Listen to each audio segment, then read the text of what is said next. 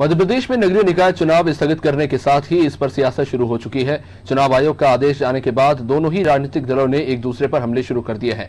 जहां एक और कांग्रेस ने अब बीजेपी को आड़े हाथों लिया है, तो बीजेपी ने भी कांग्रेस पर पलटवार किया है। कांग्रेस का कहना है कि बीजेपी किसान सम्मेलन करती है तो बड़े बड़े आयोजन होते हैं, तब उन्हें कोरोना याद नहीं आता, लेकिन चुनाव में ही बीजेपी को कोरोना क्यों नजर आ रहा है। भाजपा ने पलटवार करते हुए कहा कि चुनाव कराने का अधिकार राज्य निर्वाचन आयोग का है, वो जब चाहे तब चुनाव करवा सकते हैं।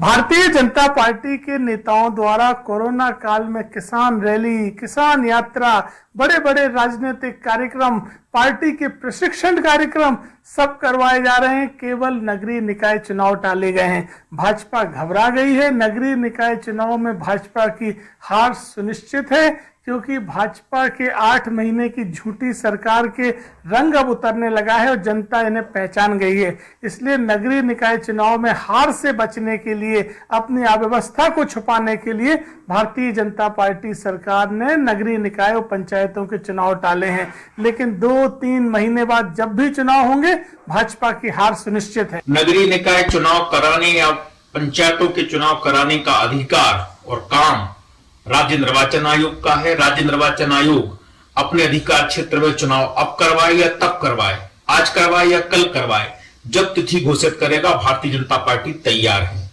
चुनाव आयोग अगर बाद में चुनाव कराना चाहता है तो भी भारतीय जनता पार्टी तैयार है, और जल्दी चुनाव कराना चाहता है तो भी भारतीय जनता पार्टी तैयार है। भारतीय जनता पार्टी कहीं किसी भी तौर पर चुनाव से भागने वाली पार्टी नहीं है। कांग्रेस वो पार्टी है जो नगरीय निकाय चुनाव में अप्रत्यक्ष प्रणाली से चुनाव कराकर जोर जुगाड़ की कोशिश में लगी थी, जुटी थी, क्योंकि उनकी सरकार रहते हुए भी नगरीय निकाय में वो बुरी तरह से हारने वाले थे, और अब भी उनकी हार